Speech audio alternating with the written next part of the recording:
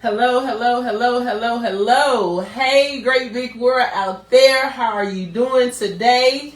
Happy Saturday and welcome to Saturday, May 24th.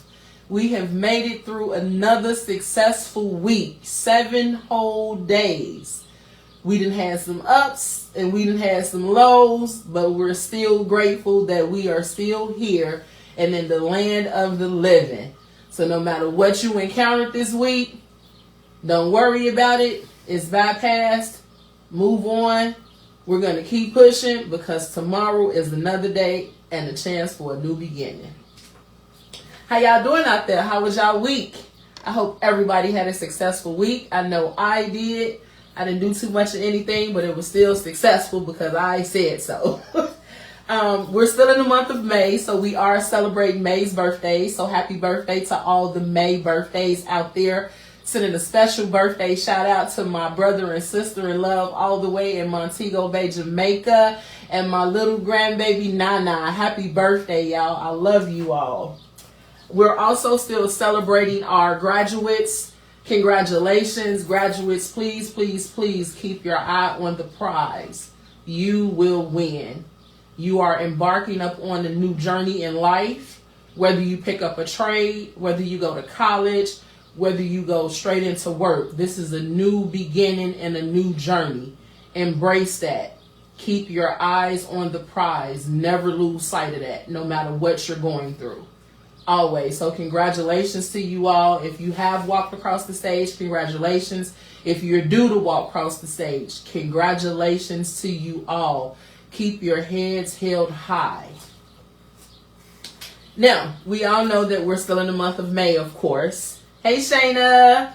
We all know that we're in the month of May. And for the month of May, we have really been focusing on mental health awareness and breaking that stigma. And that stigma could be accepting the challenges, understanding those challenges, reaching out for help with those challenges, talking to someone, just having that resource available when you're dealing with this. And sometimes we hold that inside because we're ashamed, we don't want to talk about it, we don't know how to approach it, and we don't want to get looked at sideways. So we're trying to break that stigma.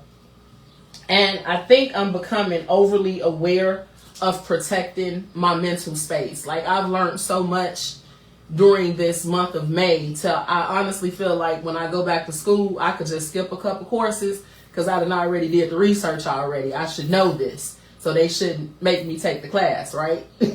In a perfect world, that would not happen. But in a perfect world, that would happen. But since it's not perfect, I'm going to actually have to take some of those courses. But I'm going to step ahead of the game because I've already done some research.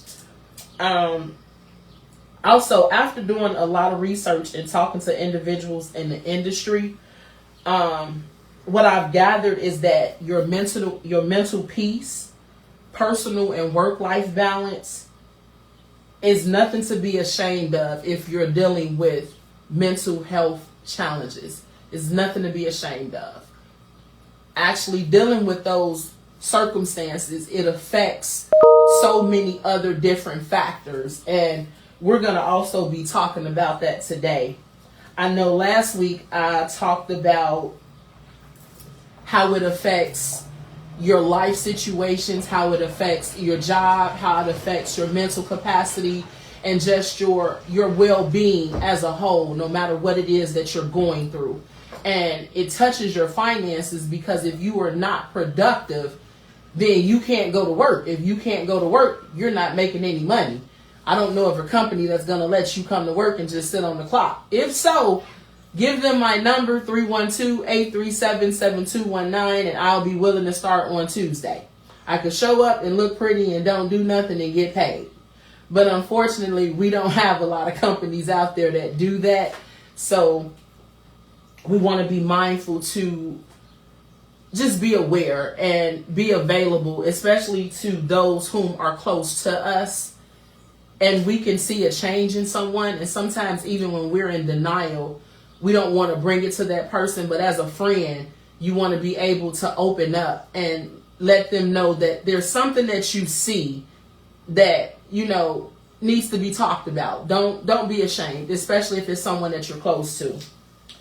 Also, I am asking for all of my listeners, all of my audience to please, please, please subscribe to my YouTube channel. I made a post about it earlier this week, and I'll make another post. I'm asking for 275 subscribers, and I know I can get it. I know y'all can do it. Y'all can just go on, hit subscribe, and you'll be able to see any past shows and current shows. It's also testimonials, and anything dealing with Anointed Accounting is going to be on that YouTube page.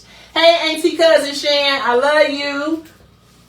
Also, please remember to comment, like, love, and share the page.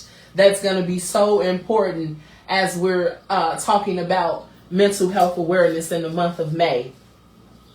So now that I got all of that out, right? You know, I got to get that out the first couple minutes of the show.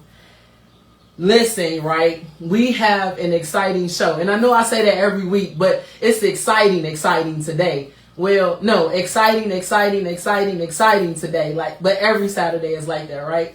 No problem. But it's just exciting, right? And so what I've learned and what I've noticed over my adulthood years is that when you're introducing someone, if you've been to like any seminars, if you've been to webinars, or even when you're sitting in church and there's a guest speaker coming, they always give you these highlights and they give you all of these accolades about this individual. And it's like, who is the person? Even if you know them, it's like you want to see them, right?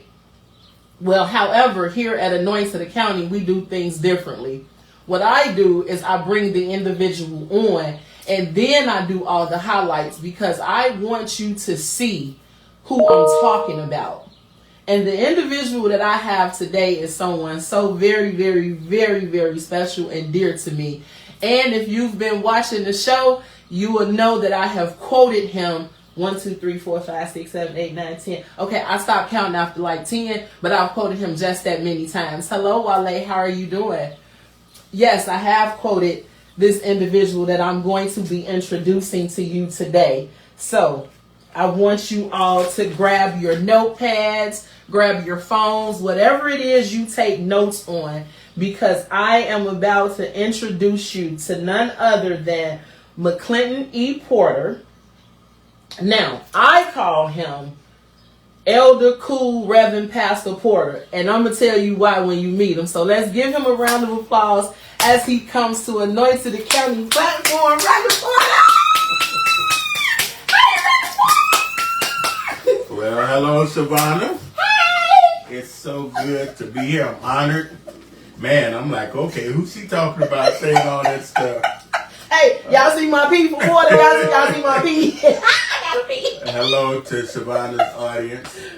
Savannah, thank you so much. I'm humbled to be here. I'm humbled by your invitation, and we're going to try to make it as exciting as you said it's going to be. You know, I know it's going to be exciting because you're like super smart.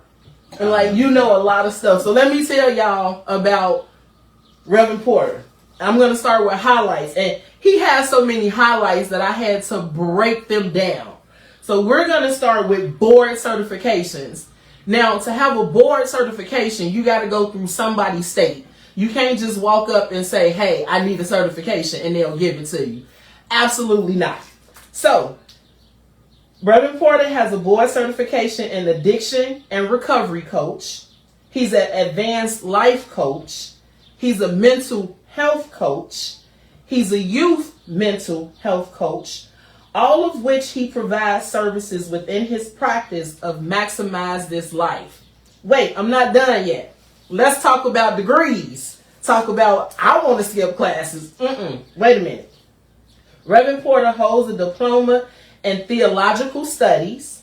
He has a Bachelor of Science degree in business administration. And he has a Master of Science degree in nonprofit management. Elder Cool, Reverend Pastor Porter, is also a pastor, and he oversees Revival Outreach Ministries International, otherwise known as ROMI. And he also used to minister, and still does, to the homeless and incarcerated from 1994 to 2013. Wow. Reverend Porter, I can honestly admit that I know you have to work off a calendar. Like, it's only 24 hours in a day. I proclaim to be busy, and I'll even clean up my house just to be extra busy. But this is a lot. But in 24 hours, there's 1,440 seconds. Like, how did you manage to do all this? Oh, wait, let me not forget. He's also a father and a husband. Wow. Now y'all see why I call him Elder Cool Reverend Pastor Porter. Well, Siobhan, it's simple. It really. I don't sleep. Are you doing energy drinks? Like, what are you doing? No, I have a vision in my heart, and it's important to me to live out that vision. And that vision is to help people be the very best that they can be. So, from my perspective, whatever it takes for me to prepare myself to be able to do that, I'm willing to do. That's a lot. Did you hear everything I just said? I did. That is a lot, though. And in actuality, I'm in the process of getting another certification. You see what I'm saying? You see what I'm saying, Ma? And what is this certification gonna be in? Well, it's just some additional to my mental health coaching. So you love school? Well, I want to be prepared to help as many people as I can. Yes, I love learning. I'm a lifelong learner. More importantly, it's self-development. In order for I have to be the best that I can be. But the other thing is this, information is just information until it's just theory. We don't know if it works or not until we can put it into practice in our own lives.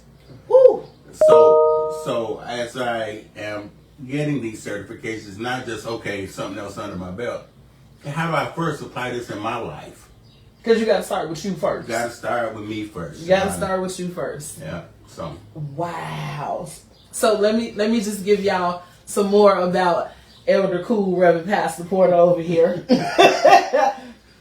He mentioned to me before and several times that he has a heart for disenfranchised.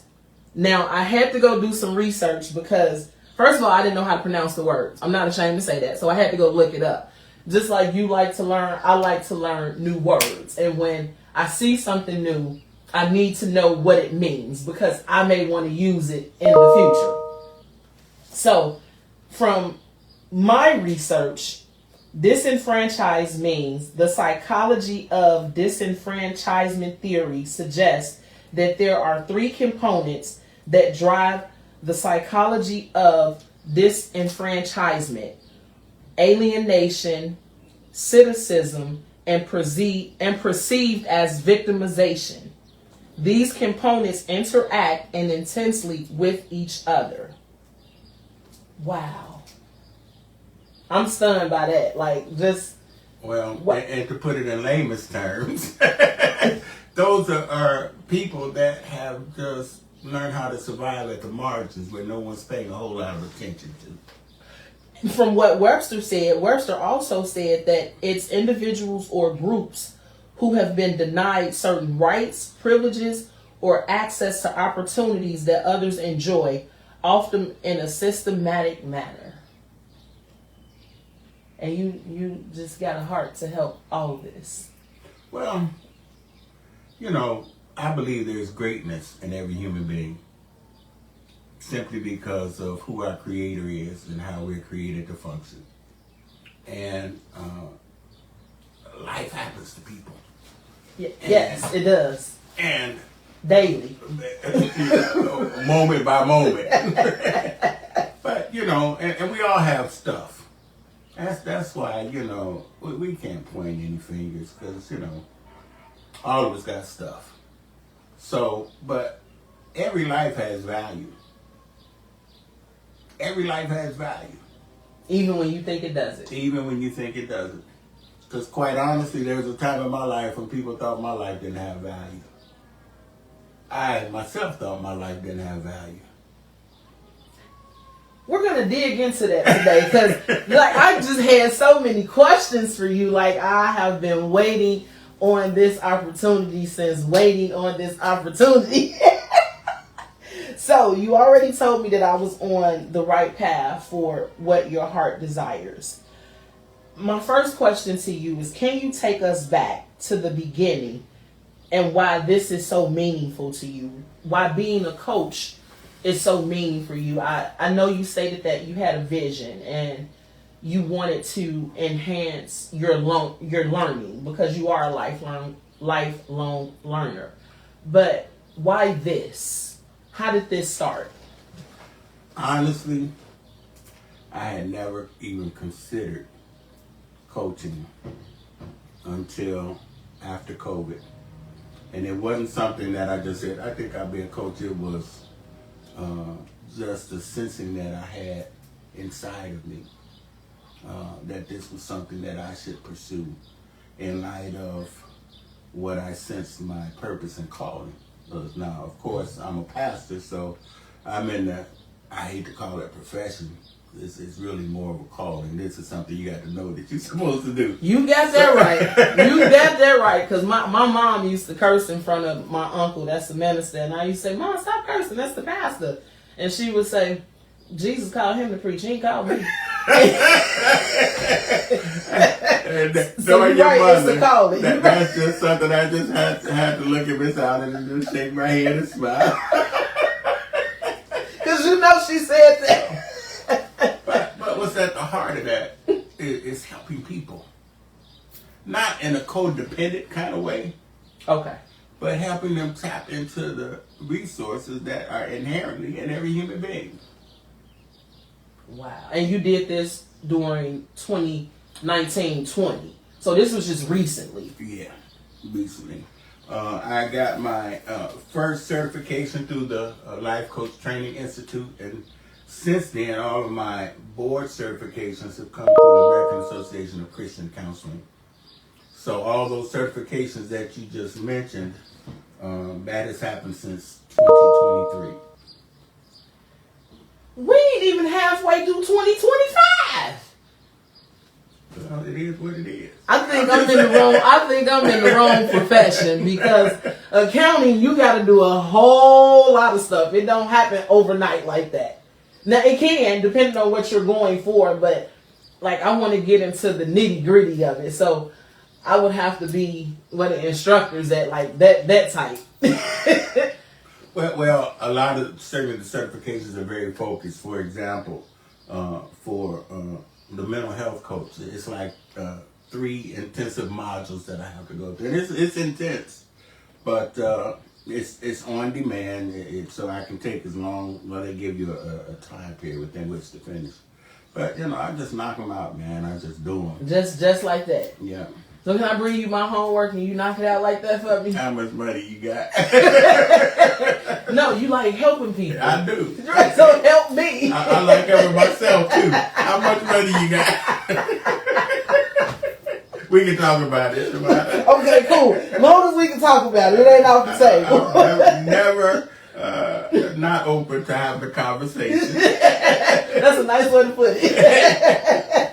So, in your own words, how do you identify mental health coaching, and how is it different from therapy or counseling? That is an excellent question, Shavonda. And I knew you would have an answer to it.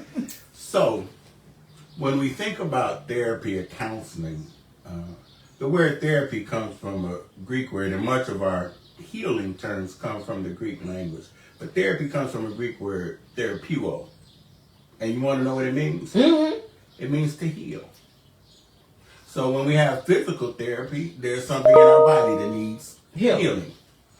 So when we have mental or emotional therapy, there's something that's wounded that needs to be healed. So counseling and therapy are going to kind of get at some things to help people resolve stuff. On the inside. On the inside, because and all of it has to do with our internal state. It really does. But it's hard to move forward in something when you have all these things under the surface. I call them soul wounds that are functioning, literally operating at the subconscious level. There's some research, scientific research, that says up to 95% of our intellectual functioning happens at the subconscious level. That's a lot. That's a big percentage. And that's like we on autopilot.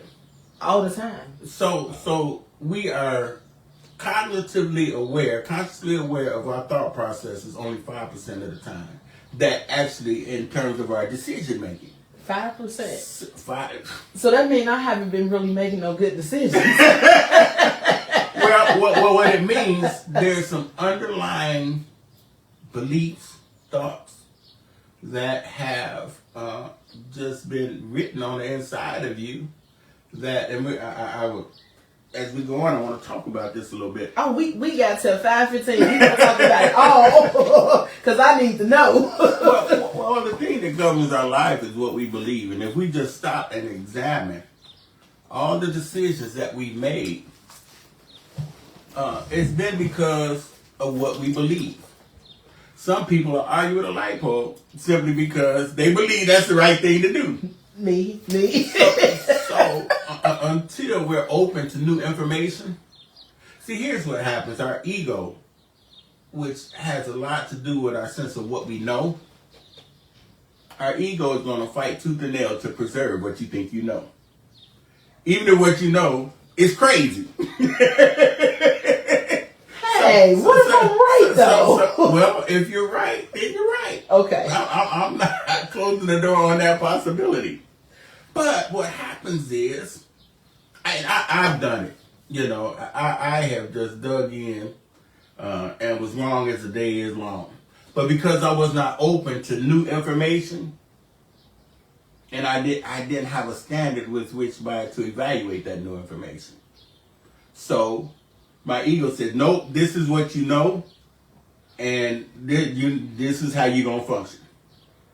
You know, so that's what happens. And so when we talk about beliefs, man, beliefs are established at the heart level, and many times people get kind of mushy in their minds when we start talking about the heart. But the heart is, you know, the electromagnetic field that comes from our heart is 5,000 times greater than what comes from our brain.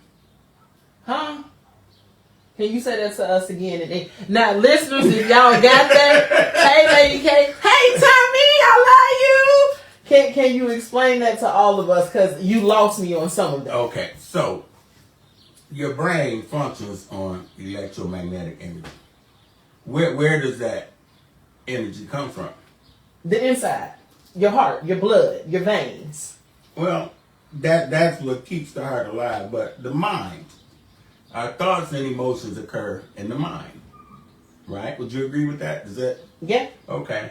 So every time we have a thought, there's an energy attached to that. How do we know? Because it activates something in the brain.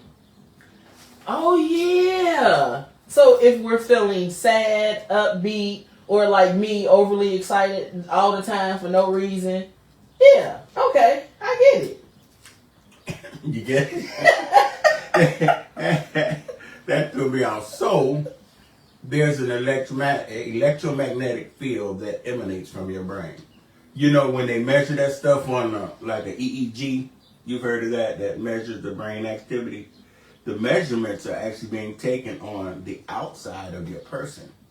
So the electromagnetic field that's coming from your brain, it picks up those signals, not inside your head, but outside of it. So that lets us know that there's energy being released from our brain.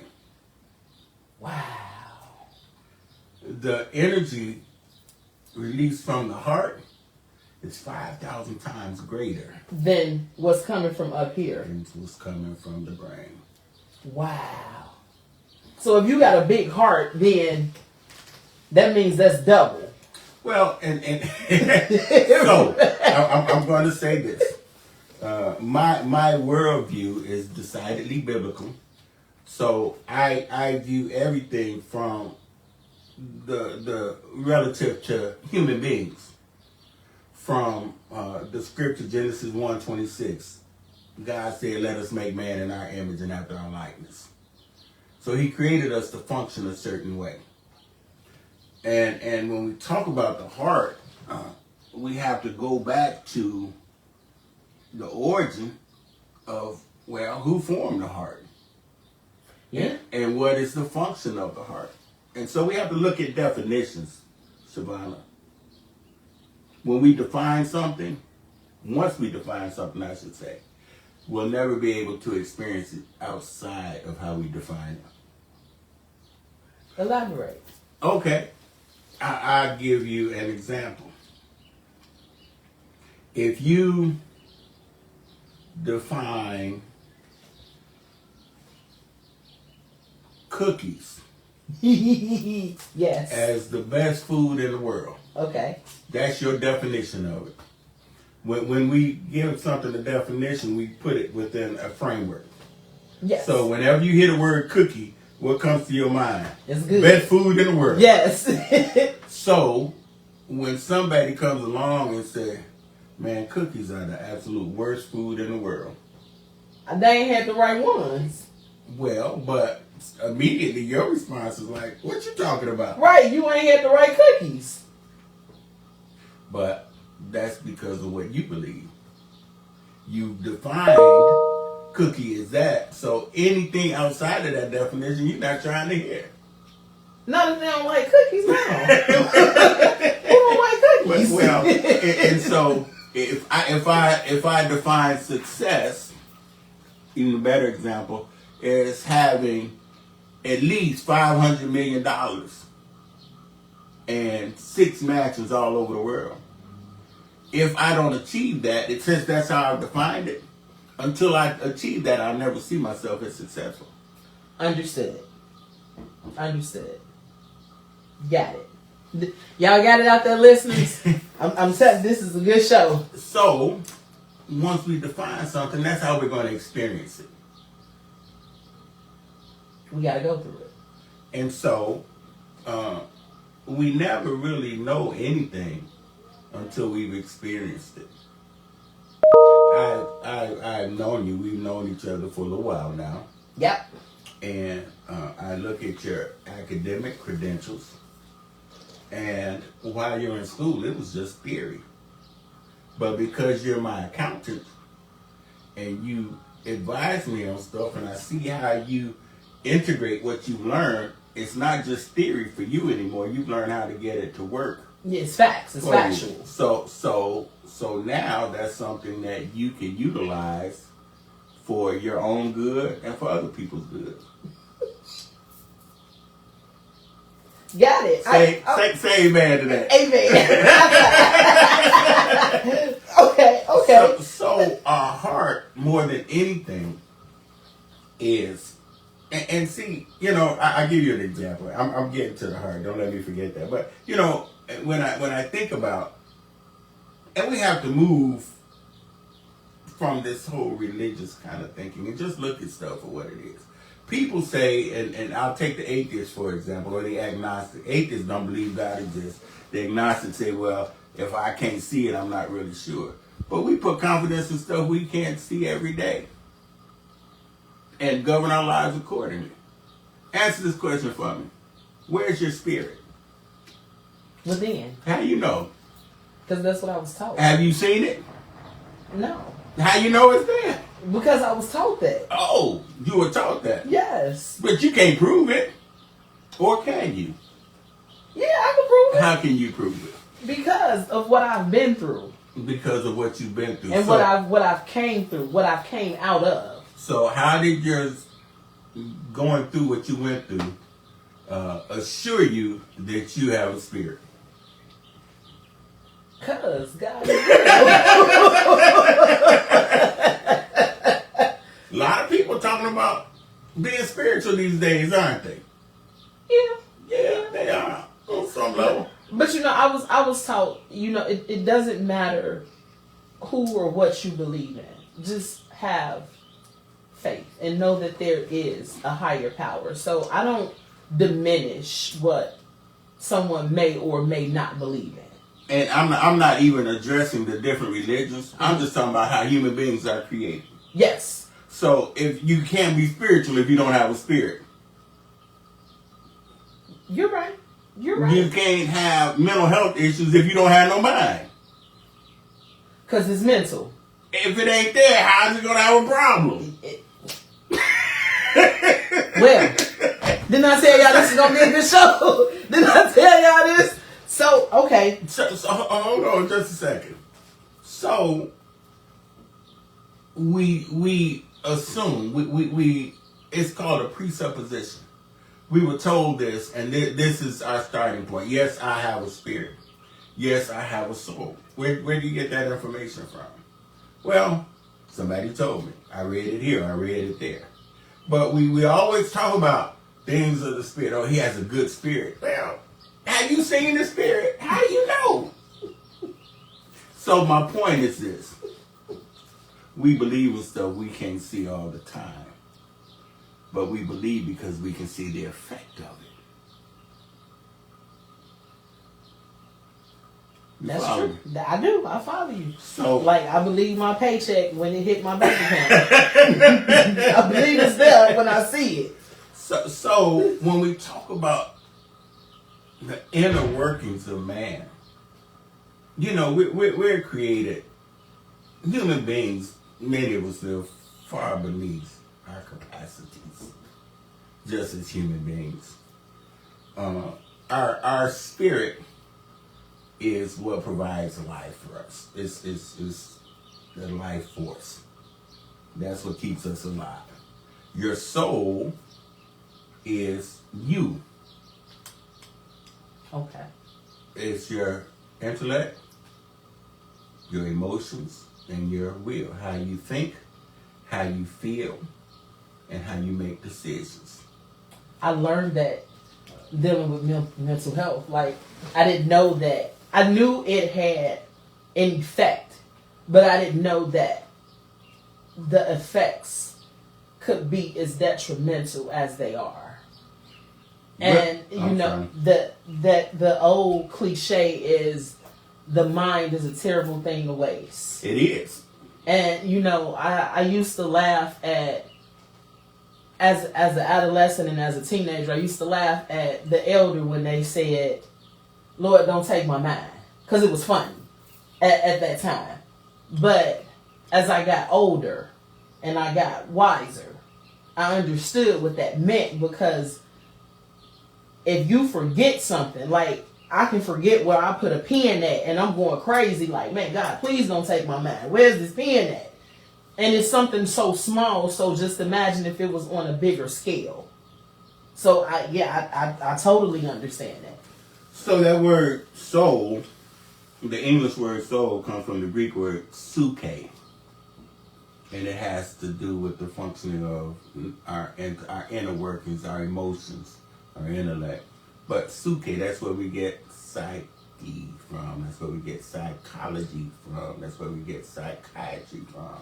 It's the examination of the inner workings of that aspect of your being.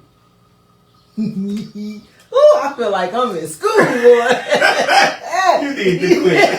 Yeah, but when I go back to school, I promise you, and because you know me, when I meet with that counselor, I promise you I'm going to tell them, look, I did a whole series on mental health. If there's any courses dealing with that, I already passed, because I did. I probably just wait, and I'm going to show them these videos. We have a comment that say, just keep living. So let's talk about your purpose. You hold a diploma in theological studies. Yes. How do you incorporate this with mental health? How do you incorporate the two? Well, the Greek word for theology comes from two Greek words. Theos, which is the word for God. And anytime we put O-L-O-G-Y at the end of the word, it means the study of. So when we talk about mental health, that's the essence, a significant portion of who we are. How we think is going to impact every aspect of our life. So, based on that, And with the understand, I accept that men were created in the image and likeness of God.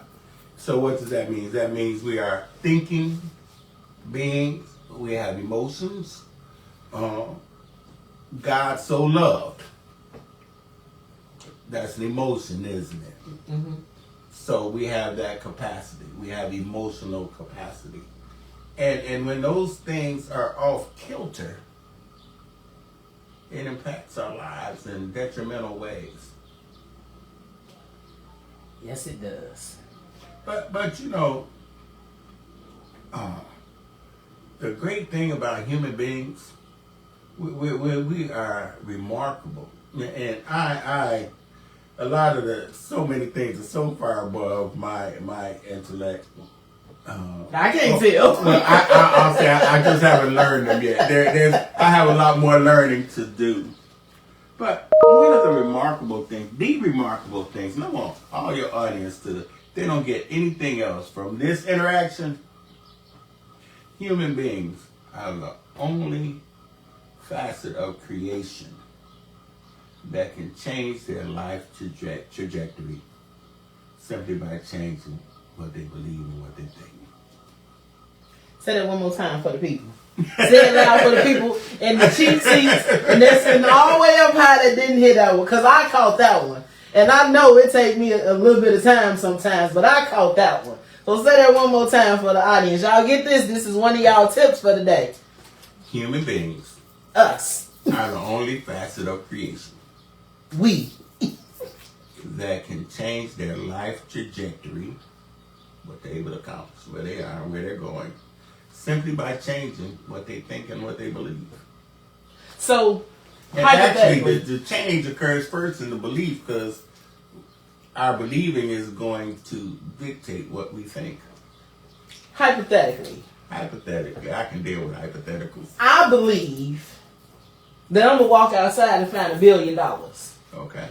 Reality is, that's not going to happen. Well, the other thing is, do you really believe that? Yeah. See, a lot of times we say we believe stuff, but it's just something that we, in our mind, say, well, this would be good if it happened, and maybe it will happen. But true believing occurs at the heart. And what you really believe, it governs how you live. So if you really believe you were going to find $1 billion when you walked outside, you know what you'd be doing? I have it. You'd be walking outside right now. Well, let me hurry up and see if it's on my heart right here, because I want that. We got a comment. Humans can change their life trajectory by what they believe and say. That's just what you said. Believe and think. Okay. And so, you're going to say what you think. I think I'm going to be a billionaire. Okay. Now, do you believe that, though? There's a difference. Sometimes I do. Sometimes I feel like when I'm in my office and my accountant, Miss Piper, told me, she said, imagine yourself on top of the mountain. Don't worry about how you're going to get there. Just see yourself there. There you go. And I see that. Like, I got all these people around me, but I also see me being that person that's somebody's going to pay it forward and say, look, I'm a billionaire. I got enough money. Here you go. Wonderful. But, and you know, the wonderful thing about human beings is we really don't believe anything until we see it. That part. But we see it first in our mind's eye. Anointed accounting didn't come into being until you saw it. You told me to pray about it. But you saw it inside as a reality. After that, it was just a matter of manifesting. But you believed, that heart believed. Here's how I know. Because you believed it was going to happen, you began to put things in motion. And here we are today. Yes. Definitely had a support system, because if we were talking about mental health when this started in 21,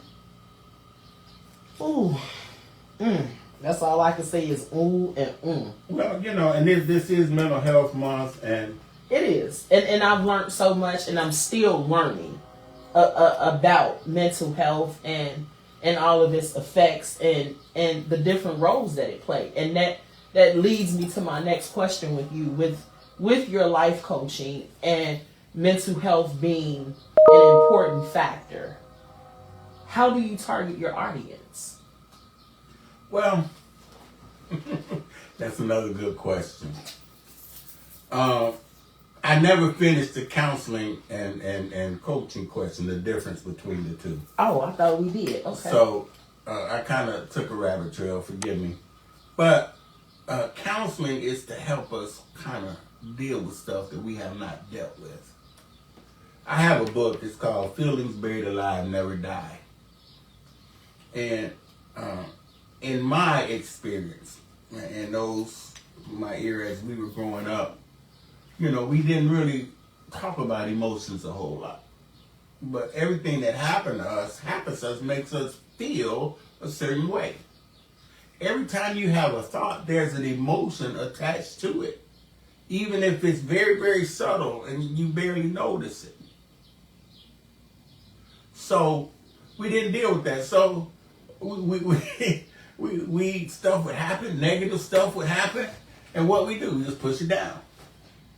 But the thing we didn't realize was that there's energy attached to our thoughts and emotions. How do we know that? Because it has an impact on our brain.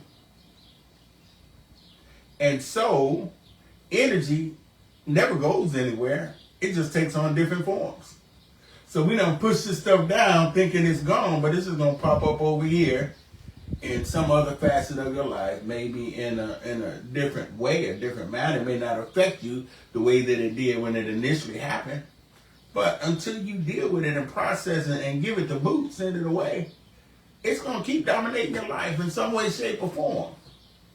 That's what I mean about these soul wounds. So the counseling and therapy is to help us deal with that stuff and process it and move past it. Coaching meets the person where they are and say, okay, where are we trying to go? Oh, okay. So you're accepting them as they are. At the point now, as a coach, there's some people I say, you know what? You don't need coaching right now. You got a lot of stuff that you need healing from. And so, certainly as a pastor, I do counseling. Depending on the severity, I would try to refer that person to a licensed mental health professional, a licensed counselor, licensed therapist, or maybe even a psychologist. But why? And you deal with mental health coaching, life coaching. Well, coaching has a very different purpose than counseling. Counseling is to help heal. Coaching is to help you move forward. Okay, so what you're saying is if they come to you broken and you feel like they need additional help, you would refer them at that point. If I sense that what I offered as a coach was not sufficient for what they needed. Now, that doesn't mean I won't continue the coaching relationship, but I would say we need to add this component to it as well. Okay. Because the reality is those feelings, man, they work, and again, at the subconscious level, and any gains I try to make, and we try to make through the coaching relationship, that stuff is not healed, it's just going to undermine it. Because when stuff happens, you're going to revert back, that energy going to rise up and will hamstring what you're trying to do. Wow, that's something. So now I'm thinking, like, if I haven't addressed an issue with a friend or a family member, and I think I've forgiven them, but they've done something else, and I'm just angry all over again, and I think I'm angry at what just happened, but as a whole, I'm angry at everything. I got it right. See, I don't need to take no course when I go back to school. But now the question is, what am I going to do to be whole? Am I going to keep going around this mountain? Or am I going to get the help that I need? And I think, and I like that May is mental health awareness, and they use that word breaking the stigma, because you just said am I going to get the help I need? Sometimes it's hard for individuals to get that help. So that's why I wanted to know how you targeted your audience. Well, one of the things, and quite honestly, most of my coaching has been on the spiritual development, life purpose kind of stuff, helping people walk into that. People, we're having a mental health crisis in our nation. I believe there are a lot of factors that come into play. And, we try to find simple solutions for very complex problems, and it never really works. There's so many different dynamics that come into play. I was reading some information just yesterday where it talks about Generation Z, and pretty much close to 40% of them have almost this feeling of hopelessness, and that causes anxiety relative to their futures. That's a big percentage. That's 4 out of every 10. That's a very big percentage. So data shows that in the United States, 1 out of 3 persons is now, or at some point within the last 5 years, has dealt with diagnosable anxiety and or depression. That falls under mental health awareness. Absolutely. So we have all these factors that come against trauma is one. But, when we look at what's going on in our society, the institutions that we put confidence in, they're failing us. Not all of them, but enough of them, And so we have all these different variables that are, as I don't know if they even still say this, but it causes us to say life be lifing. Do they still say that? They still say that. My daughter, she be looking at me, shaking her head sometimes when I be trying to be up to date. Say, okay, they stopped saying that 5 years ago. Listen, I just learned a new one the other day that said, "On Mary had a little lamb." I'm like, wait, when did we start talking about Mary? Where did they come from? But that is the new saying. "On Mary had a little lamb." That means it is true. It is 100. Okay. So, pardon my poor grammar, but you learned me something today. So, with that in mind, to answer your question, I anticipate that even this interaction may be a launching pad for me doing more in the realm of mental health coaching. I certainly recognize the need, and even in my own walk through life, balancing things, certainly my ministry is critical, but so is my ability to help people be the best they can be. That may not always happen in the doors of a church, So I just want to meet people where they are and help them be the best they can be. Would you say that that's your purpose? I absolutely would. In fact, here's my purpose statement. I exist to serve by liberating greatness. All right. Did y'all get that? Well, and greatness is resting within each and every one of us. Now, greatness for you may be different than greatness for my wife or myself or somebody else. Because we're different individuals. Come on. But there's greatness in you chomping at the bit to get out. But we have all these other things that are functioning. 95% of our function is happening at the subconscious, so we're not even really aware of it. But it's guiding our lives, it's guiding our decision making. So as a mental health coach, I just help people to kind of hone in on where they are. At that point. And where they want to be. That's amazing. And we establish a plan, and I come alongside them and help them walk that out. I played sports coming up, and baseball was my first love. It was. And one of the challenges I had in batting, I couldn't hit a curveball for the life of me. I'm not well, I just, my timing with that, I just had difficulty hitting that off-speed pitch. That was, I won't say what decade, but It was before 2000. Really. That wasn't that long ago. It was before 1990. But at the time, I said, man, if I would have had a coach that observed that and showed me how to make the adjustments. You'd play better. Because that's all it is. You know, coaches just help people make the adjustments. And all of us need an adjustment. Starting with me. You know, so the mental health crisis, a lot of times, quite honestly, people don't need a therapist. They just need to take them on, stop, take a couple deep breaths, and say, okay, here's where I am. What do I really want to be? And I come alongside people to help them walk that out. That is phenomenal. Like, I'm at a loss for words with that one. Like, as I sit here and listen, I'm just thinking about me, because as we both stated that it starts with you. So now I'm sitting evaluating how can I change some things differently to be better and better. So, and I know it's not going to happen overnight. As you said, we have to be patient and wait. But that mental component, wow. Like, I got to be there. I got to be there. Well, you know, a lot of times where our thinking goes, that's where our focus is. And where we focus, that's what we'll experience in our life. So we deal with a lot of people, man, they got a whole lot of ants running around in their brain. ANTs, automatic negative thoughts. Oh, that's a good one. Automatic negative thoughts. ANTs. That is a good one.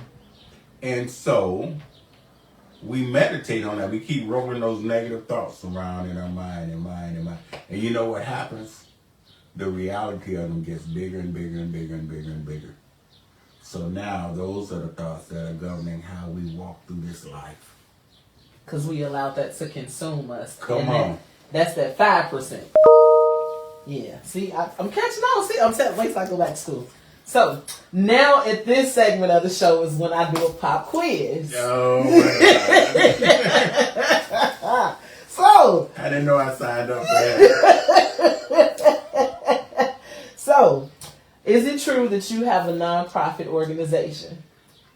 Well, I was assistant executive director of a nonprofit organization for a little over 15 years. The nonprofit organization I have now, when I say nonprofit, one that is acknowledged under the Internal Revenue Code 501c3 is my church, the ministry. So that is the nonprofit organization that we have. So, do you know when your tax return for that organization is due? When you tell me it's due. That was not the right answer. Yes, it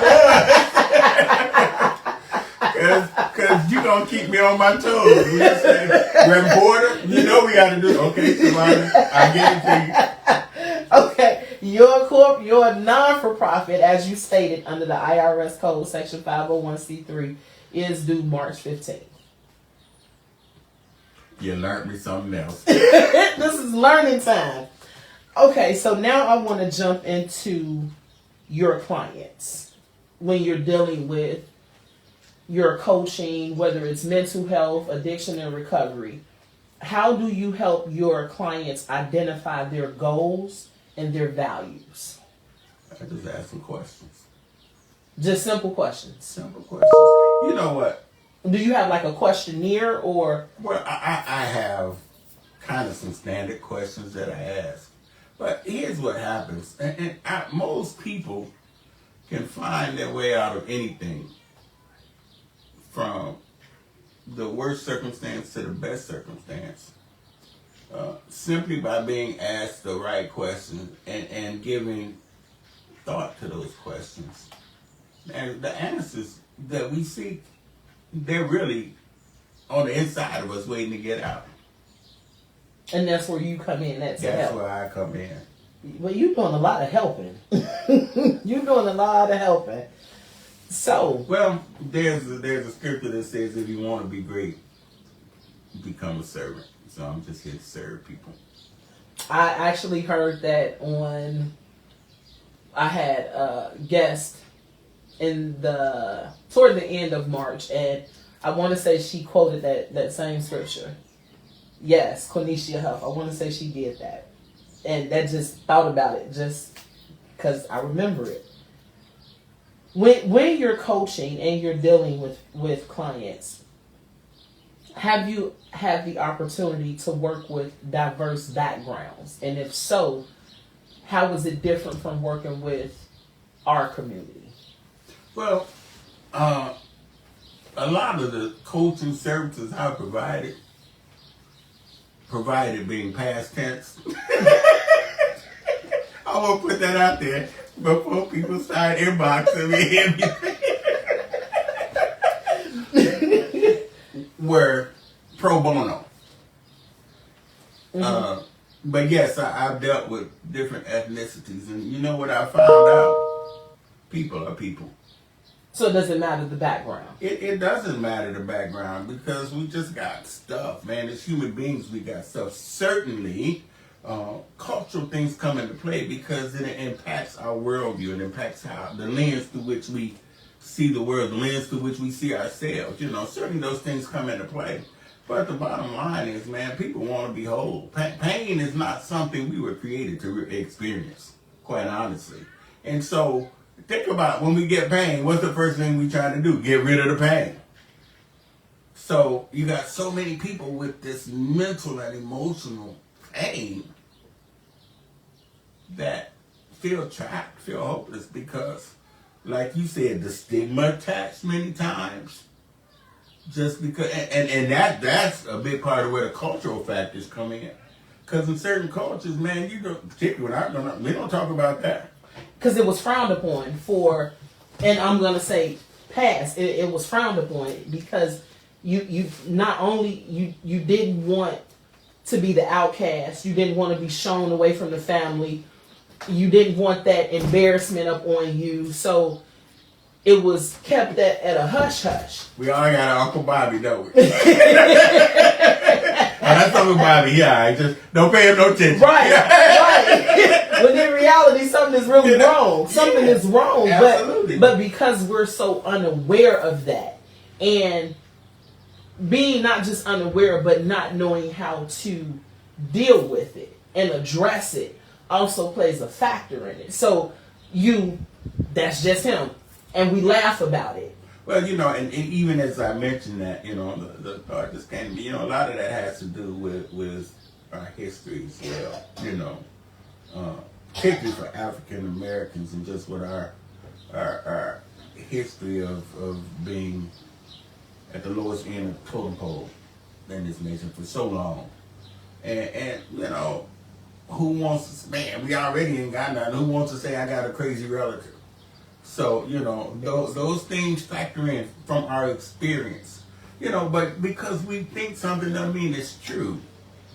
And that's where the whole mental health component comes in, man. Just because we have a thought don't mean it's right. You know, and certainly our values and the standards that we use for living our life are going to come into that.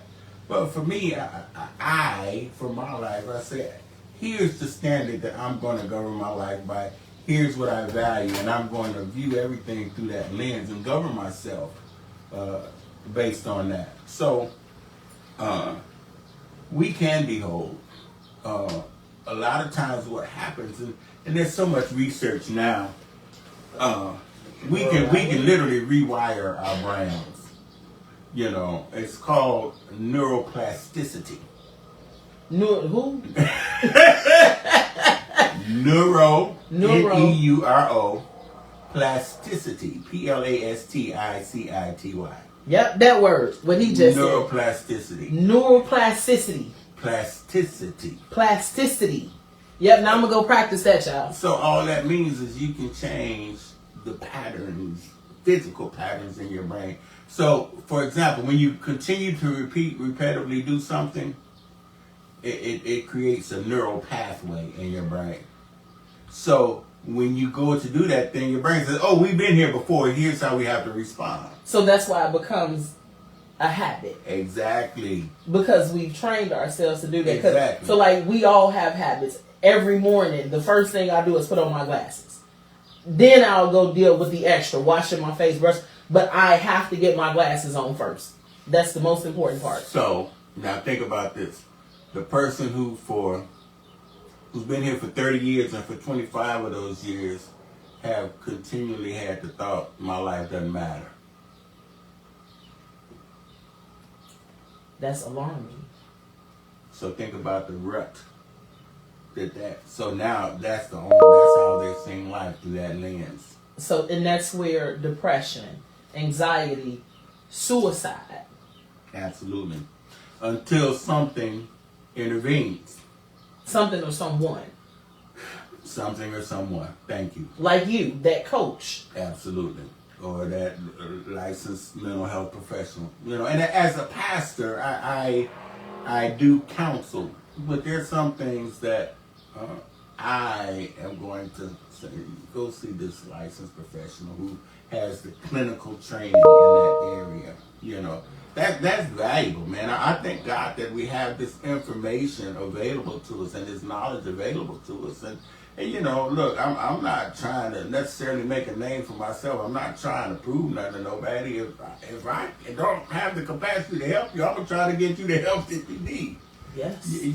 So that's how I approach this thing, Shavonna. So we can, as we think different thoughts, that's going to cause different synapses and different neural pathways. So, for example, I had issues with drugs and alcohol.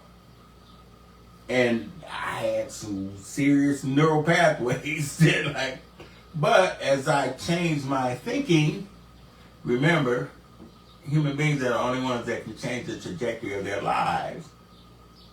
So you change your life. So when you change the way you think and believe in the way you think, guess what's going to follow? A change in behavior. That's deep.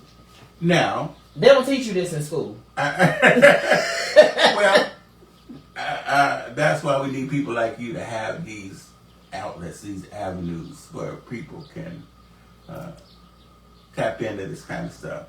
But I just lost my thought, so ask me another question. It's okay, because we got time. So since we're talking about your clients, do you see more males versus females, or more females versus males? The clients that I have, really, right now, I'm just working with a couple of clients around spiritual development, and those are female. I probably have had about the same amount. I am working with a gentleman right now. So yeah, it's about probably, I would say 60-40 female to male. Oh wow.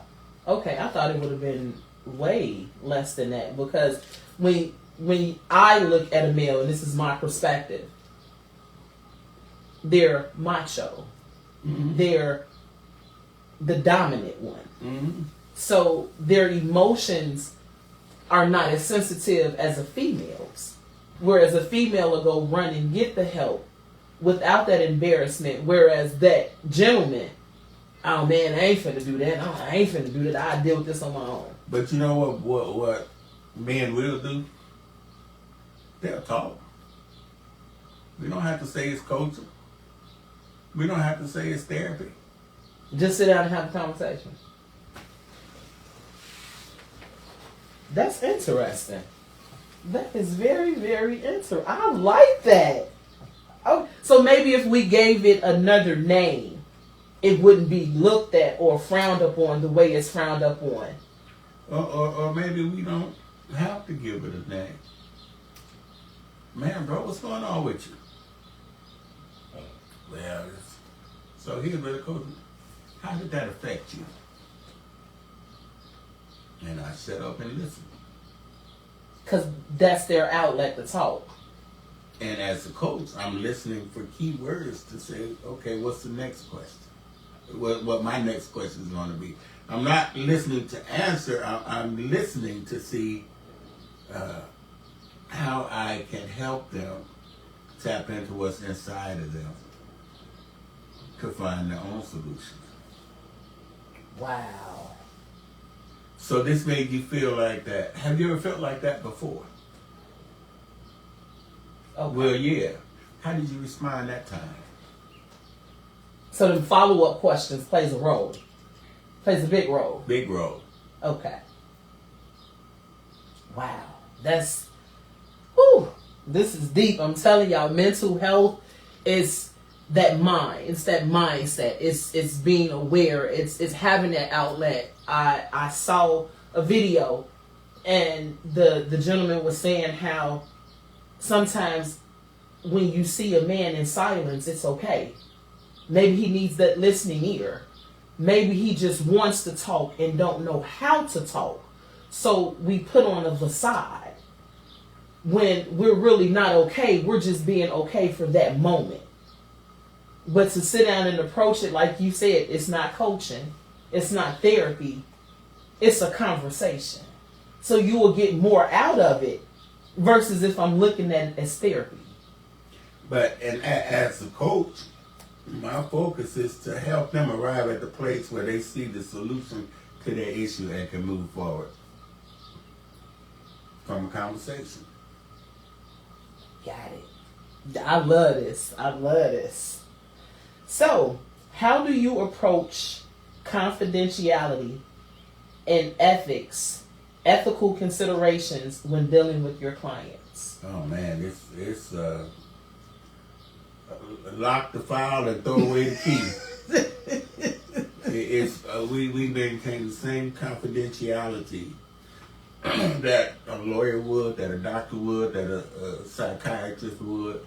So y'all have the same oath. Same standards. Yeah, it's an ethical issue, because this is someone that is confiding in me and sharing many times very personal things that they didn't have the confidence to confide in someone else about, or they chose not to confide in someone else. So I take confidentiality very, very seriously. Now, there have been times where I've had situations with clients, and I ask, and many times with the client's permission, I do most of my coaching via Zoom. Thank God for the technology. It makes it easy though, because I've had clients in London. I have clients now that I'm working with in Arizona. So the technology helps. But this particular client in Arizona had such a breakthrough. I said, man, can I show it? Because I would videotape them, record the Zoom with their permission. I wouldn't just do it arbitrarily, But I record them once so they can have a record of that interaction. But it's all confidential. There are passwords and stuff. You can't just get on my computer. Ain't nobody getting on there but me and whoever I let on there. So that stuff is protected and kept confidential. But in the event that I have an encounter with a client that I think really could benefit a group of people, I'll ask them, can I share this? And if it's just really, really personal, I'm not even going there. But just something maybe from kind of a general kind of like aha moment, Yes. Thank you, Oprah. So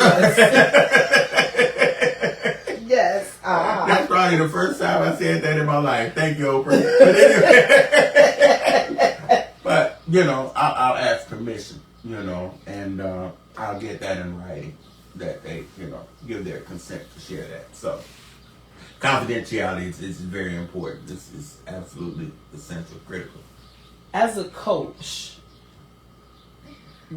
talking to many people, servicing many people, do you find yourself getting caught up in it? Do you take it home with you? Do you find yourself dwelling over it over a length of time?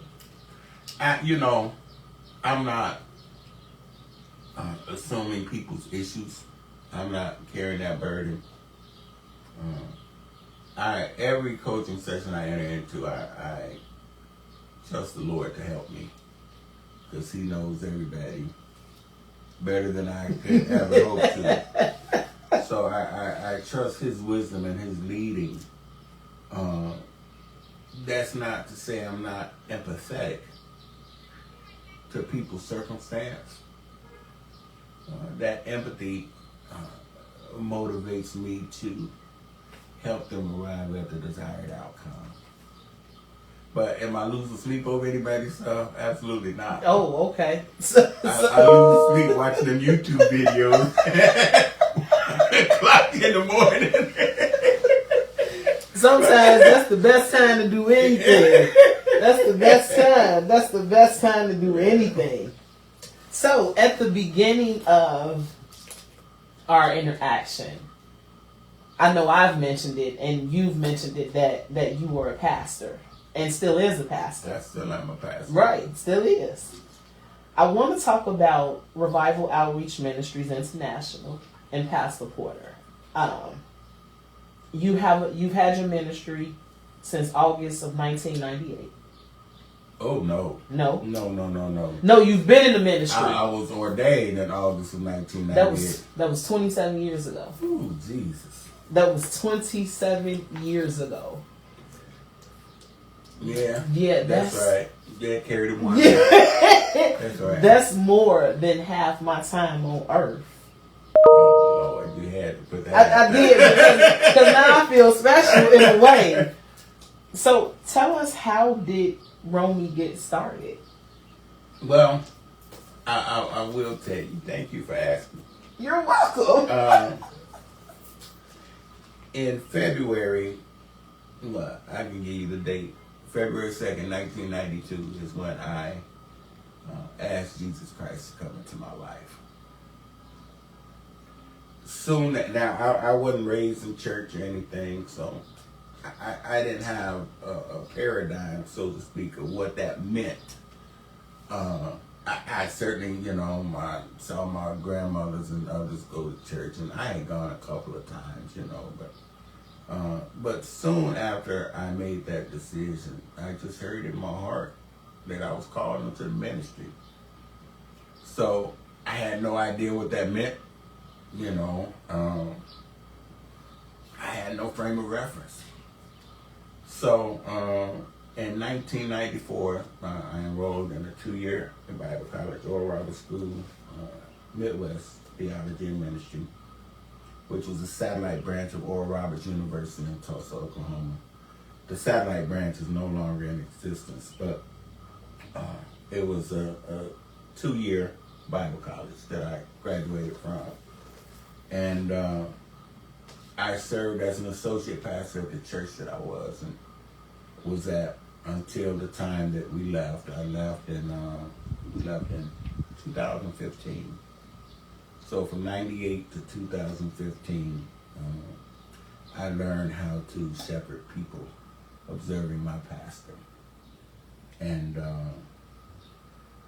during that time, I realized that, this was something that I had to be absolutely certain that this is what I was supposed to do, because just observing him and talking to him, and that hit my pastor, Lord, he went above and beyond. I would ask him, I say, man, how you put up with this, So, but I imagine there's people that would ask me the same thing now. It's just like something, once you step into that role, man, something happens, So I knew that it was time for me to launch out, and so we did. Back when I was in Bible college, the Lord just began to speak to me about revival. That's where the whole name came from. And for me, revival, we have a mindset that, well, it's just when the evangelists come and we have these services. Revival, for me, changes people from the inside out. It's when people have an encounter with the Lord Jesus Christ that's transformational and transform lives results in transformed families. Transformed families results in transformed communities. Transformed communities results in transformed cities. And so that's my vision. To, in some way, shape, or form, be a catalyst for that to happen. Coaching is one of the ways that I do that. Helping lives be transformed. Certainly, as a pastor, you know, it's thankless work, man. I'm telling you. It's a lot of work. But you know what? I am in my sweet spot, man. I'm doing what I know I'm supposed to be doing. I'm walking in my purpose, you know. And so I certainly couldn't do it in my own strength. It takes grace, man. It takes divine empowerment to help me do this. But, you know, people come, people go, you know. But my goal is, while they're with me, is to pour as much into them to help facilitate that transformation process as I can. So we started in our living room in July of 2015. No support from anywhere. We certainly weren't going to be bringing strangers into our home in terms of having services. So we rented some space. Many people are probably familiar with it. Ambassadors for Christ on 79th and Ashland. We rented one of the rooms over there starting in January of 2016. That room might have held 25 people, but it gave us a place where the community could come. And from there, we were able to rent where we currently are on 51st in Indiana, 5152 South Indiana. In February, we've been there since February of 2018. And so we had begun to experience some growth. COVID gave all of us a jaw shot, you know, so it just changed how we do things. And I'm not saying it's good or bad, but I had to begin to look at this through a different lens, and how is the goal really just having people come to the facility? I believe there's value in that, because when we come together and can put our arms around somebody and say it's going to be all right, it's different than looking on the screen and saying it's going to be all right. It is. So I believe there's value in that. But I don't minimize the value of the other avenues as well, you know.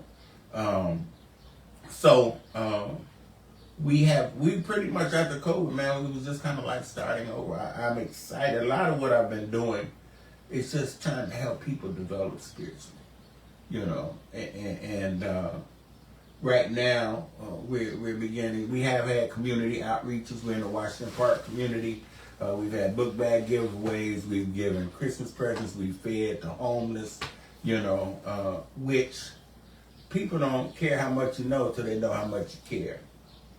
And those are caring activities, you know, and we're going to continue to do caring activities because, as I said earlier, every life has value, you know. So you mentioned me having the certification as a recovery and addiction coach.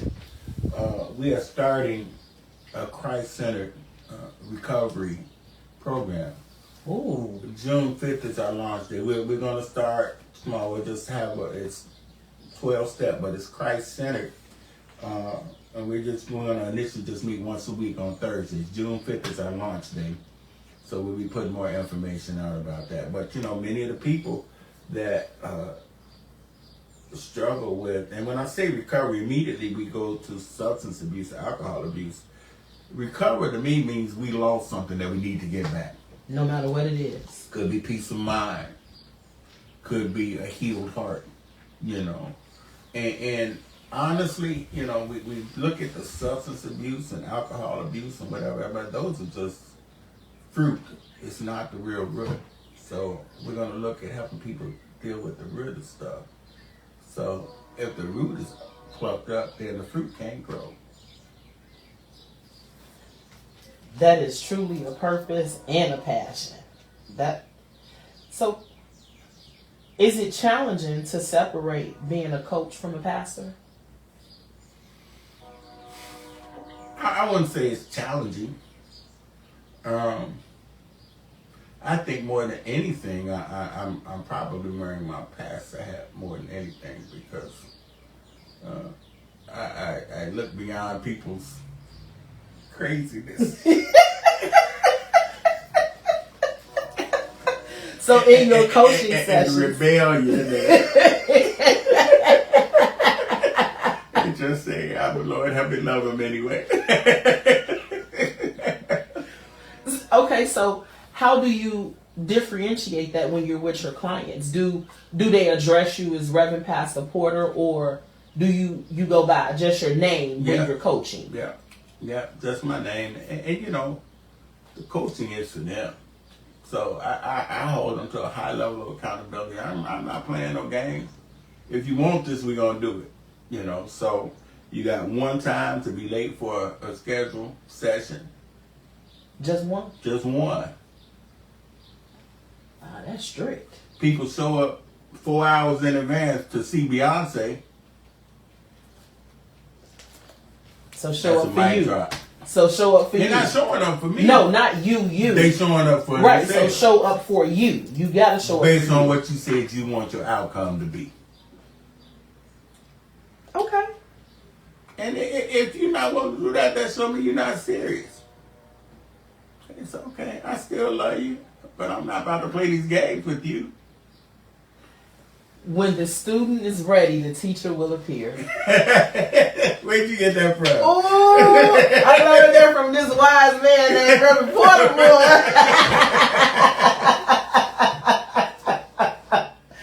But you know, a lot of times what happens, Savannah,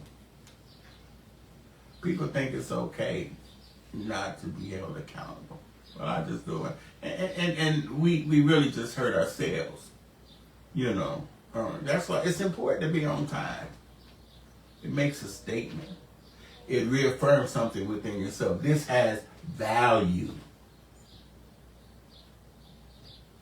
Just being on time, period. Yeah. Being on time, period. My mom always told us, when you on time, you late. You need to be there before time. And quit embracing that CP. Oh, we on CP time. You know, you just trifling. That's what you are. That's their outlet and their scapegoat. No problem. I'm gonna be on time. Next question. So that's how the ministry started. I'm excited. It's been challenging. You know, the numerical growth has been slow. But that's not what I'm really looking at. At this juncture, I'm looking at numerical growth in this regard. The number of lives we can impact. Whether it be through my ministry, through my coaching practice, whatever. The number of lives that we can help be better. The number of lives we can say. You remember... Rudolph the Red-Nosed Reindeer had a very shiny nose. But the big bumble. Remember when they taught him how to walk? Yes. They just put one foot in front of the other. Your audience like saying, this man out here talking about Rudolph the Red-Nosed Reindeer. That's why they know your name is Elder Cool Reverend Pastor Porter. It's very applicable because that's what we're doing in whatever area the person needs coaching in. You learn to put one foot in front of the other so you can get to the desired outcome you're looking for. Baby steps. Baby steps. Process. Everything is a process. It starts with a decision. I want this to be different. Then we go through the process. Everybody's process is different. That's why I tell people, look, man, put blinders on. Don't compare yourself to what anybody else is doing. Each of us is wired differently. And your process is going to be different. Your process is going to be different. You're a good student. Yeah, my teacher showed up. Good answer. Because when they didn't, I came with numbers. Look, if you was late at Harold Washington, no, did you know that credits when I was going was $89 a credit hour? When we got to DeVry, if you was late, I need my money back because this is $609 per credit hour. Come on. When we got to Roosevelt, it was $24.75 per credit hour. There is no reason you should be late at $24.75. And I don't mean $24. There's no reason you should be late. Look, I got my undergrad from Roosevelt. I already know. Listen, I think I was there when the school doors open.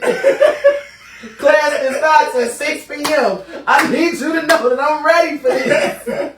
Oh boy! But it meant a lot to me. So yeah, I understand that. I do. I wanna flip it up for a second if I can. Certainly. When you're dealing with youth, mm-hmm. do you see yourself in them? Or, and this is a 4-part question. Do you see yourself in them? Do you see yourself as a coach? Do you see yourself as a father? Do you see yourself as a mentor? Or do you see all of that when you're dealing with the youth? All of that. How? All of that. Seeing myself in them, I just think back to when I was at that stage in life and how important it was to have somebody to be an outlet for me. You know, and as I think back, I think about the people who really, the adults that impacted my life the most. It was just a handful of them, certainly my parents, but outside of my parents, it would probably be my elementary school gym teacher, Mr. Cooper. Anybody that went to school with me, y'all know Mr. Cooper. But people always remember they coach. But he saw something in me that I didn't see in myself, so he would put me in leadership positions that I didn't think I was ready for, but he would coach me through it. He would walk me through it, and he was helping to shape me. And at the time, I didn't realize it, you know. And so I know when I was, you know, teenage years, but there was some rebellion there, and you know, I'm glad everybody just didn't give up on me, you know. In spite of my rebellion, I heard I may have caused people. There were some people that just didn't throw in the towel regarding me. So that at this juncture in my life, it just helps me to hang in there with people. You know, that doesn't mean you be a doormat, but you know, even if there's not the personal interaction, one thing I can always do is pray for people. You know, so I remember what it was like for me, and just try to help them, you know, navigate life, that period of life. As a father, I am at a point in my life where my goal is to impart. You know, that's what fathers do, man. That's what fathers do. And so, as a mentor, just teach them about certain things. Here, this is the road you want to travel. This is what you want to. So, what is that going to look like for you? What skills do you need to develop in that area? Bring my own. I help run a multi-million-dollar organization, so I do have some business skills. Yeah, you got a degree in business administration. I do. Management was my specialization, so just keeping things running like they're supposed to, you know. And so it's so that mentoring aspect is just helping them get established. Both of them. Yourself, seeing yourself as a coach, a father, and a mentor. As a coach, man, I've had so much training, Savannah. Whether you realize it or not, part of this session was a coaching session. So that just comes out of me. So it does. It just, you know, it's just in me. It just comes out. Because it's your purpose. It's my purpose. In your practice, do you find it difficult charging people? Nope. Wait, you didn't even think about that. Wait. Okay, so why no? Why no? Yes, why no? Does Lexus have a problem charging people? That's something different, though. They put value on that, right? Somebody put value on that. Yeah. I value this enough that I'm going to pay what they're asking me. So, what I have gone through, how I have prepared myself to be able to help people be the best they can be, I've had enough training, just hourly training. I really could be considered an expert in several different areas. Clearly. You know? I don't throw around those titles, and here's why. Because I'm always learning, you know. And quite honestly, when you learn the fundamentals of something, you're expert at it. So if you know how it functions, certainly you can build on that foundation. But once you got the foundation, man, you're on your way. So, what I bring has value. Understood it. Because it's still a service that you're providing. Even though you're helping them, you're still providing a service. And if I can help somebody walk out of some grave clothes, walk out of something that they just did not see the way out of, you think that's not valuable to them? It's time to party. Party over here. It is definitely time to throw a party. So, the other thing is this. Therapists don't have a problem charging. No, they don't. Psychologists don't have a problem charging. They're going to charge a lot more than I do. At this point anyway, you know, once this thing blow up, I don't know.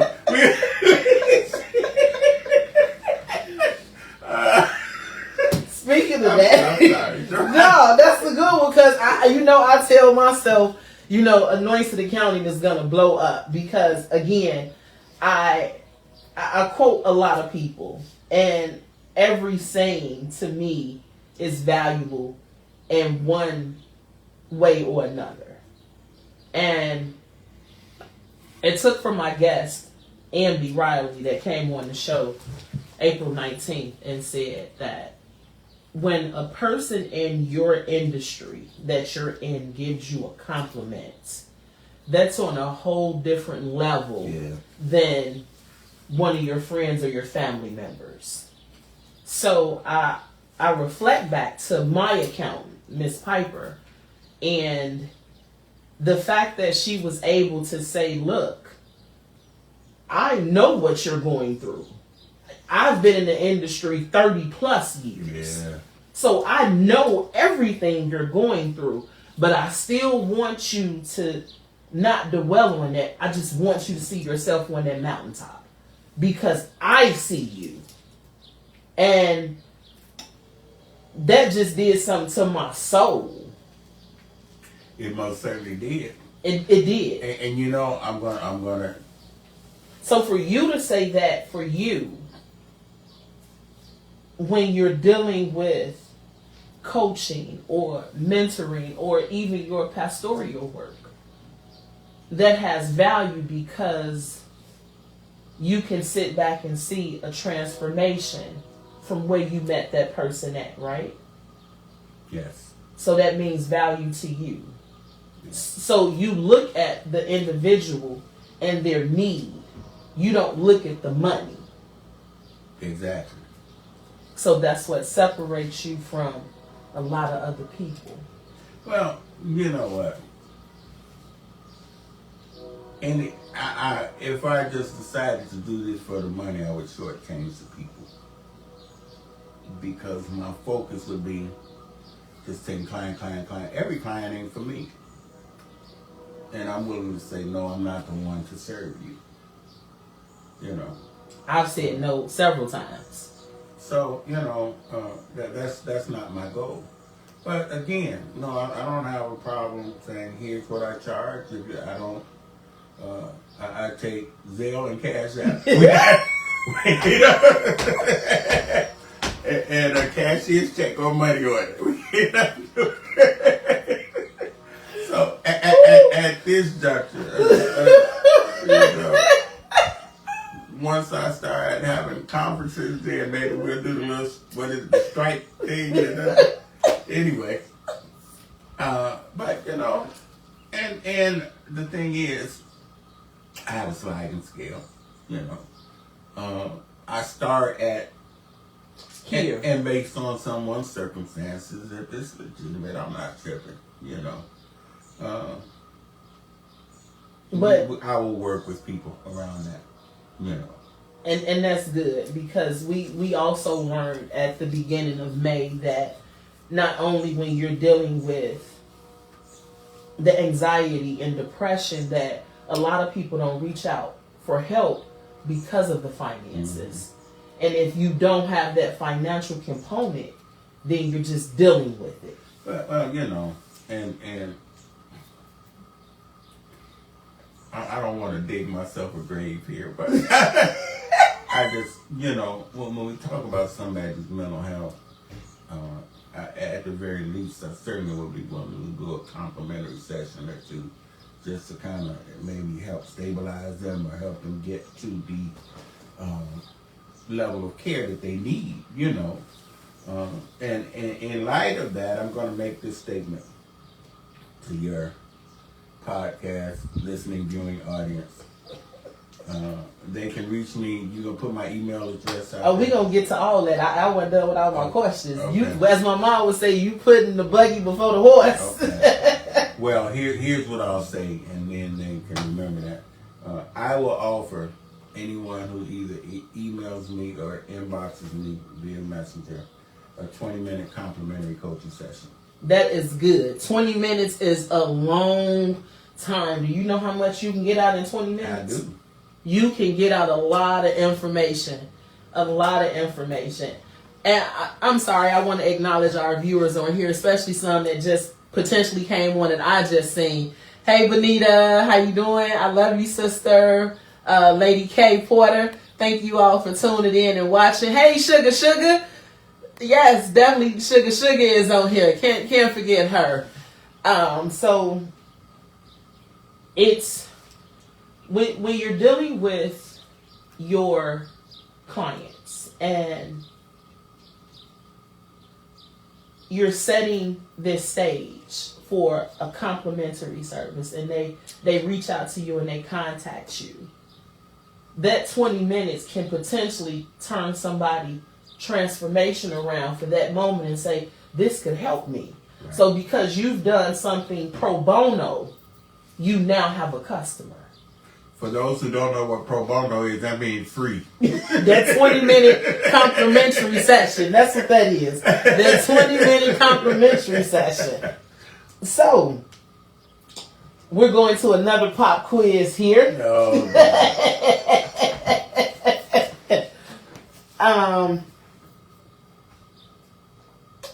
Let me see which one I want to do. Okay. When do you find it necessary to speak to your accountant or tax preparer? When they're particularly with the dentistry, when they're just, I want to make sure every I is dotted and every T is crossed, not necessarily just at tax time, but even as we make financial decisions throughout the, okay, let's do this, how does this impact us? Here's what our last quarter looks like, Is there something I should be paying attention to? Should I be keeping certain records for certain things, whatever? So I don't know if I have a particular time. It's just like, maybe I need to talk to my accountant about that. So I reach out. Personally, Shavana, you got me this year. Okay, I'll get you my stuff. Can I come by and drop it off? Right, exactly. Tuesday after 3 p.m. Right. What financial statement will let you know if you have a net profit or a net loss. Profit and loss statement. See? Come on, get my I took accounting 101 and 102. Okay, so because we're talking about mental health, do you sometimes feel, or have you been in a situation where you felt like it tapped into your personal income versus money from your business? Yeah. Has that played a mental effect on you? Well, it hasn't been, I would say it hasn't been significant enough for me to start freaking out about it. Okay. But I don't have a problem with that. You know, I am a firm believer in that we reap what we sow. Yes. And what I make happen for others, God will make happen for me. So, you know, I go through this life and I manage what has been entrusted to me. And so, if it means to help somebody, I go into my own personal resources to continue walking out my purpose, then I do that. You know. That's excellent. I don't know about y'all listening, but I have definitely been touched. I have been informed. I have learned. I told y'all this was going to be a good show. So, Reverend Porter. Yes, ma'am. If you could give a tip to our audience and listeners, what would it be?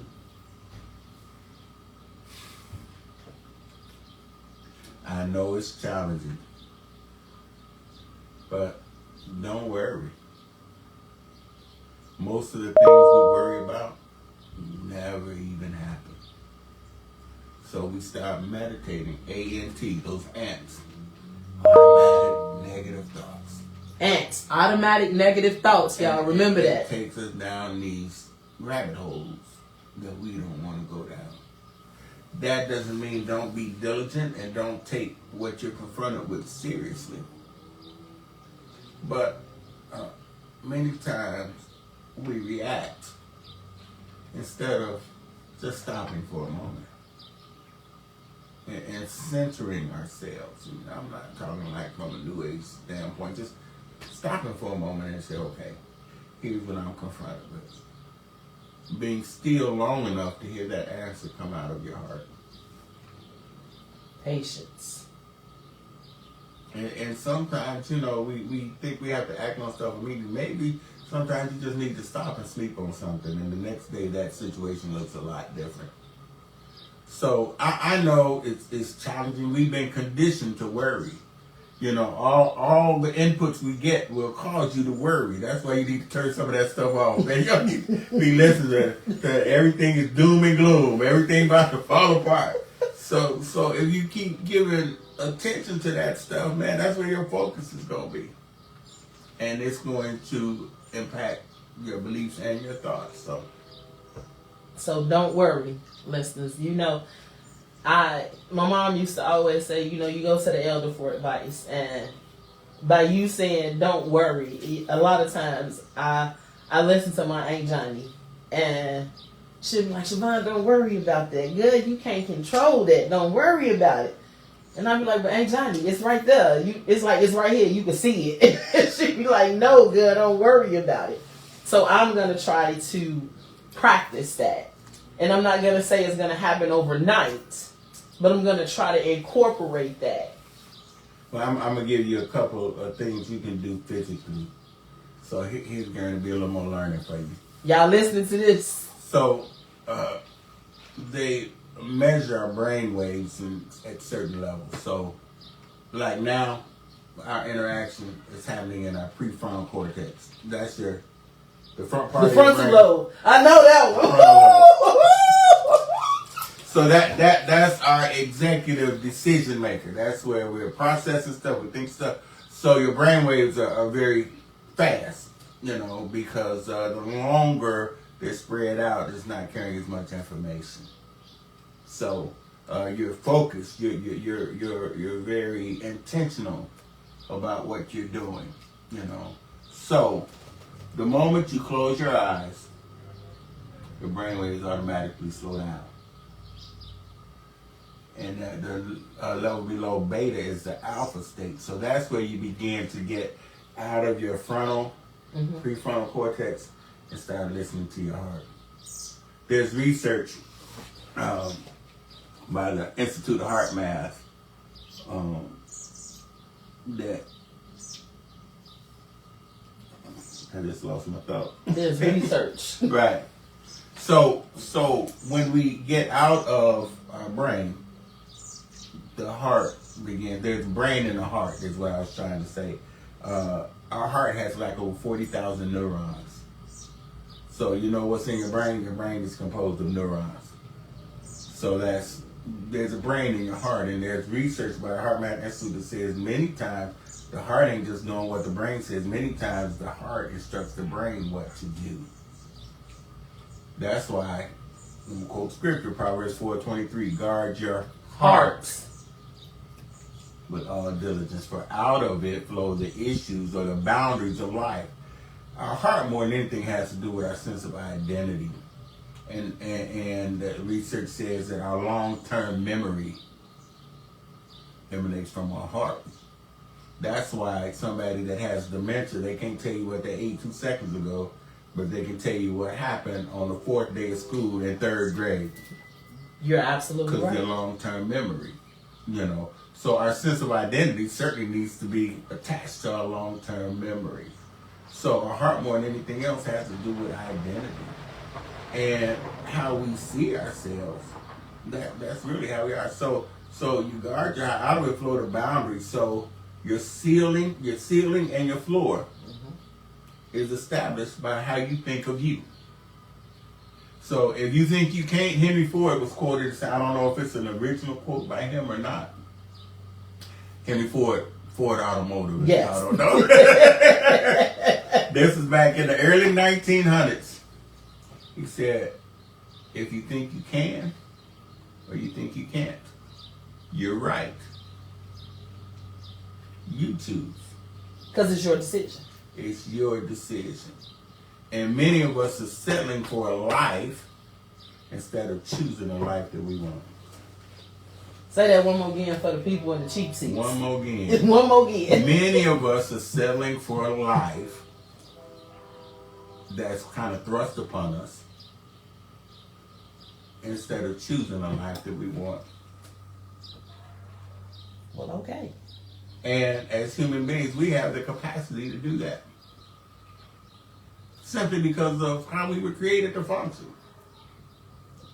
I can get a lot deeper than that. You got to have a coaching session for me to get deeper than that. Since you said that, please tell all our listeners that are watching and that's gonna watch, please tell them how to contact you.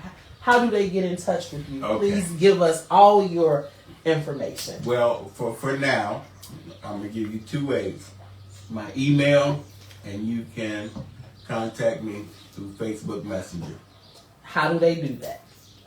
What's my Facebook thing? I think do McClinton Porter.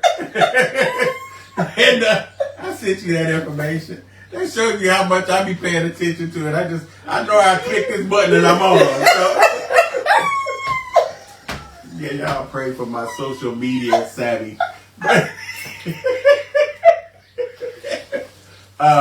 Just search me, McClinton Porter, on Facebook, and you can inbox me, okay? Or you can email me, McClinton Porter, McClinton Porter, at ymail.com. ymail.com. Okay. So, and anyone that reaches out to me, if they're interested, I'll give them a 20-minute complimentary coaching session. They have to mention that they watched the show. Gotta mention they watched the show. And they gotta tell you something out the show. There you go. There you have it, audience. You gotta say something. You don't say, yeah, I watched the show and didn't even watch the show. No, we want to be honest. We hold ourselves to a level of integrity. There you go. You mentioned an event. Can you tell us about that event in June again? That we're starting a recovery ministry, Christ-centered recovery ministry. It's called Recovery Alive. It's really a curriculum that is so, I think, fantastic because of just how it presents us and how it's presented. The person who wrote this curriculum used to be with Celebrate Recovery. He was one of the higher ups, and he just felt that more needed to be done to really help people break free from those chains. So he wrote his own curriculum. He's a licensed clinical social worker, as well as being a recovery pastor. So I'm excited, and it just kind of was dropped in my lap, man. So I thank God for that. But I'm excited about this opportunity because certainly, even if we just want to focus on the substance abuse, this is something that is needs to be addressed like yesterday. You know, and I know there are many out here that are doing that, but man, people are dropping like flies as a result. You know, and so we just want to have an outlet to help people be free. You know, and help them to live the lives that their Creator intended for them to live. So we're going to be launching that. Our first one will be June 5th. Will be our launch date. It's going to be at our church. We'll be meeting at our church, 5152 South Indiana Avenue, and the hours will be 6 p.m. to 8 p.m. for that initial launch. Make sure you tag Anointed Accounting in that so we can share that information and get that information out to you. We're coming up on our wrap-up time, but before we wrap up and get up out of here, yeah, really. I feel like it's only been 30 minutes. See, didn't I see it? Well, Anointed Accounting first would just like to say thank you for coming out. We appreciate you, and that's for me. yes, all of that's for you. So, listeners, you all know how to contact. You are so welcome. How to contact Reverend Porter at McClinton Porter at ymail.com and social media platform. Is it just Facebook or all social media? Just if they want to contact me, do go through Facebook Messenger. Go to Facebook Messenger and inbox McClinton E. Porter. You know, I'll be posting all this information for y'all. And they gotta tell me that they were on the show. Whatever question you ask them, they gotta be able to answer that question. So they're not going to know the question if they don't even watch the show. So you will be getting a 20-minute complimentary coaching session if you're able to answer the question in relationship to the show, which means you got to watch the show, period, in order to know what's going to happen. So we know about Reverend Porter's event that's going to launch on June 5th. I'll be keeping you guys updated and abreasted on that. We also have another event coming up in June 5th, We Not Ops. They have joined the Race Against Violence, gun violence that is. And they are having an event on June 5th as well. You could go to We Not Ops, which is WENOTOPPS.org. Or you could contact Najee at 872-802-7908. You can also go to https://run, RUN, sign up, signup.com/race against gun violence /page. I'm also going to be putting this information on my website. I want to just say thank you to Elder Cool, Reverend Pastor Porter, for taking time to come out here and be with us today. I do want to say one more thing. I'm sorry. Sure. The thing I want to say, don't take your mental health lightly. I think most of us have enough self-awareness to know if something is just off kilter. Even if you just have somebody that you can talk to, that you can get those things just kind of off of you and vent a little bit. Do what you need to do to preserve your mental health. And that's so important because, again, we like to hide that information. We don't talk about it. But I've learned talking. I'm talking to everybody. My circle, all 7 of them getting the earful. It may not be at the same time, but all of them getting the earful. All of them. Because I ain't finna carry this by myself. I don't want to carry this burden alone. I also want to give a special thank you to Sugar Custom Designs. Custom Designs make anything you need. T-shirts, mugs, mats, coats, jackets, sweaters, shower curtains. Whatever you need, contact Sugar Custom Designs at 844-315-2104. We also going to have another phenomenal show next week. I cannot wait. So excited. We will be joined by our guest, Kenitra Williams. She will be discussing mental health and how it impacts children, trauma, disorders, and much more. This month has been like so elating to me, like so elating. Me personally did not know that mental health has all of this under this umbrella. I did not know this. And I did not know that so much of this impacts our finances, whether we're contributing to help, taking out of our own pockets, or whether we're just not being productive enough to stay productive to get a paycheck. If you can't think straight, who's going to keep you employed? No, I gave out the number if they was doing it. Maybe I should give mine too. Yes, if y'all know somebody that's hiring just to sit there, just call me, because I know when my mind is racing, I can't function at my highest capacity. I gotta take some time and walk away, and I'm what you call an emotional person. So I don't mind crying. I got enough tears for everybody. You want to call and cry, call. I got something to cry about. I can promise you that. So if I experience an emotion and I don't want to cry, I can call you and you can cry for me. Yes, okay. Yes, I got just that many tears.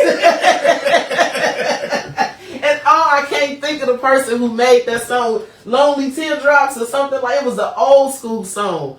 Oh my God. Jackie Will. That's it. Oh Lord, you said old school and I was able to say what it was. Oh Lord. But that's a good old school because that's memories. Now what part of the brain is that in? Your memory? No, that remembering from a long time ago. Well, the heart is involved in your long-term memory. I don't know what portion. I think it's the middle portion of the brain. I'm not sure. I would have to go back and look. I promise we're going to have an answer by 6, 8.